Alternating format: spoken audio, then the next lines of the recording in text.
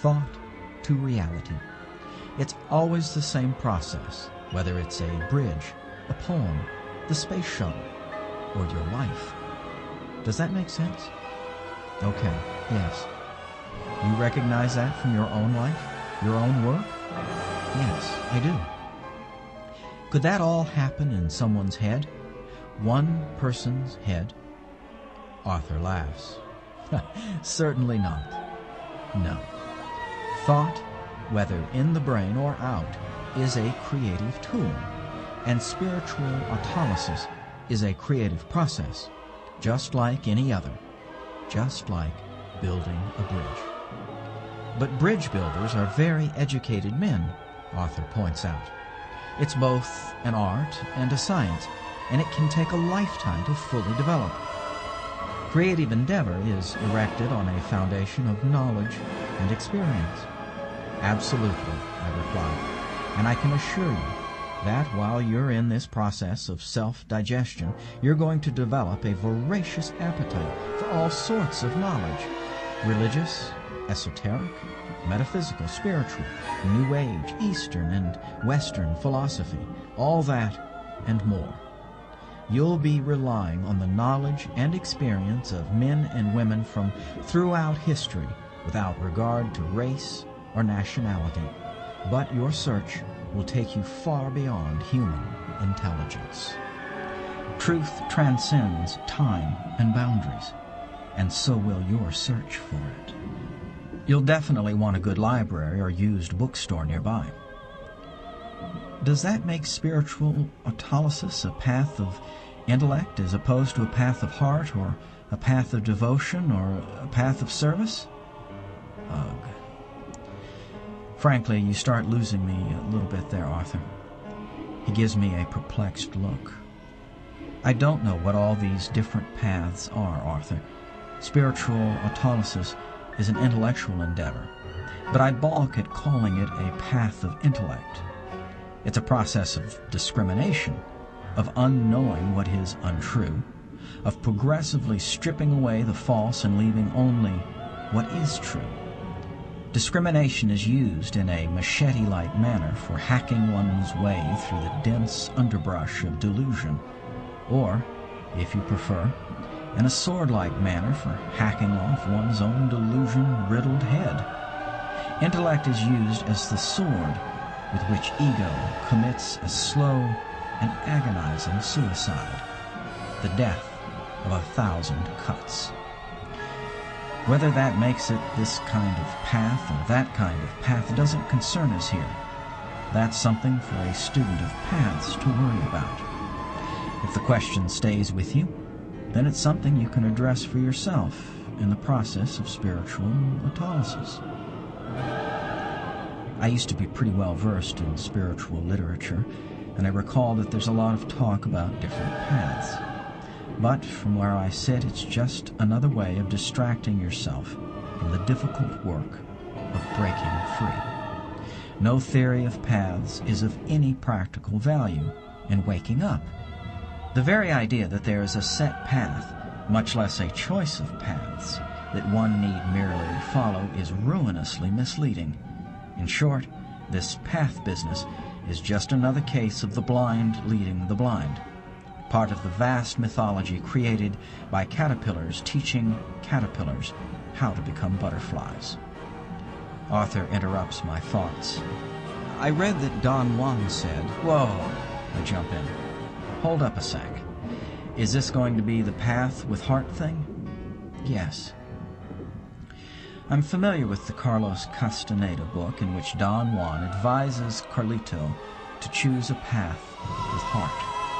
I am familiar with it for the same reason that so many spiritual seekers are familiar with it, because it has that ring of sagely goodness that makes it the one thing out of all of Castaneda's writings that gets widely remembered. Does that make it true or valuable? Obviously not. Just another cliché. Just another piece of pretty misdirection.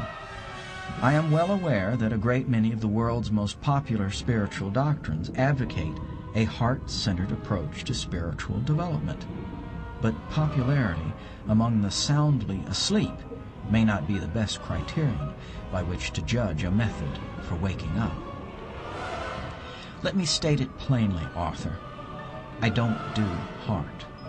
To the extent that I advocate any path, it is a path without heart, devoid of compassion, totally free of any thought for others whatsoever. The thinking is simple. Wake up first. Wake up. And then you can double back and perhaps be of some use to others if you still have the urge. Wake up first with pure and unapologetic selfishness, where you're just another shipwrecked victim floundering in the ocean, and all the compassion in the world is of absolutely no use to the other victims floundering around you. Resolve your own situation first, and then maybe your compassion will translate into something of value to others. I suppose that sounds cruel or unspiritual or whatever, but it only works the way it works. Make sense? Arthur nods thoughtfully. Hey, you've probably visited those foundries where they pour the molten steel that goes into those bridges of yours, right? Certainly. Many times. Man, those places are scary looking. They make hell look like Aspen. You reckon there's a lot of different ways they could do that work, and they choose the one with heart? Arthur chuckles. Hardly.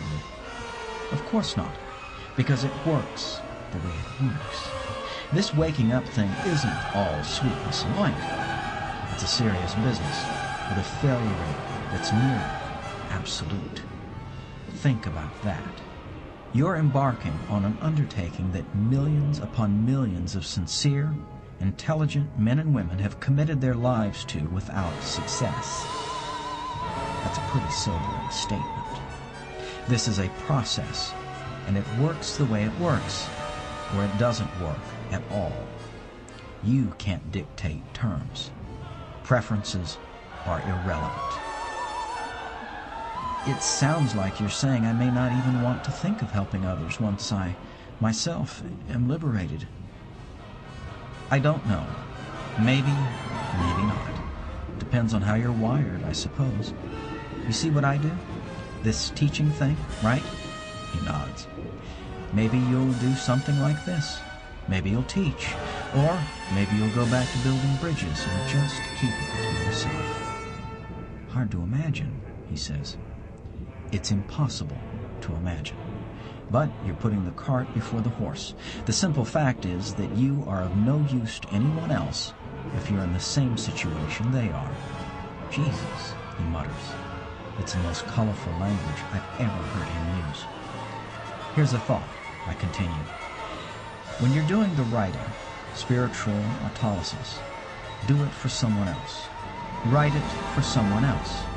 Express your knowledge for someone else's benefit. Write it for publication, as if the whole world will see it. Or write it as a series of letters to your son, or to an imaginary friend, or to the child you once were. Whatever. Use the process of spiritual autolysis as a means of expressing your own highest knowledge for someone else's benefit. And, of course, keep improving it until you've stated the truth. Which I'll never do? What? State the truth? Of course not. The house is rising out of a quiet period now, and over the course of 15 minutes it is transformed from a silent meditation hall into a bustling restaurant and social club. I'm amazed to see that there are over 30 people here, including a few I don't recall seeing before. And I wonder if some show up just for Sonea's cooking. The Krishna consciousness folks put a major emphasis on cuisine, and I wouldn't be surprised if many of their members initially stopped in just to see what smelled so good. Sonea is a master chef who would be welcomed with open arms by any Indian restaurant in the world. When she is cooking, I regret that I have such a small appetite. I think I should talk about myself a little more, not to demonstrate how remarkable I am, but how ordinary. Obviously, I haven't always been an enlightened guy. I was a cute baby, a happy kid, a problem teen, and a wayward adult. No one looked at me back then and figured me for the future wisdom heart of a rural America ashram project. On the other hand, I have always possessed something of an insightful nature. I started struggling with cogito ergo sum in my early teens. Throughout my teens and into my 20s, I wrote short stories and essays that were trial assaults on the nature of reality, which helped me bring my thinking into focus. My thunderbolt epiphany came in my late 20s, around 50 pages into reading my first book of a distinctly spiritual nature. As all good epiphanies should, this one struck my brain like a bullet of light and redefined my entire life in a single instant.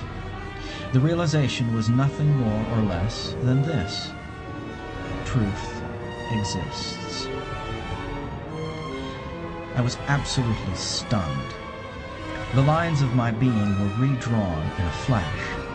I was staggered by this simple statement, by the sheer absurdity of it. After all, how can someone not realize that truth exists? But the truth is, I didn't. My thoughts were so constantly turned toward denying what wasn't that I was effectively blinded to what was. The very act of fighting for liberation had imprisoned me. In order to oppose the false, I had to dwell in the half-light where falseness thrives. Finally understanding that truth existed was the equivalent of crawling out of a putrid sewer and into sunlight. Sunlight, the existence of which I should have suspected all along, but never quite did. But now I was in the sunlight, and it was totally mind-blowing. In that moment, I was finally born. End of Disc 2.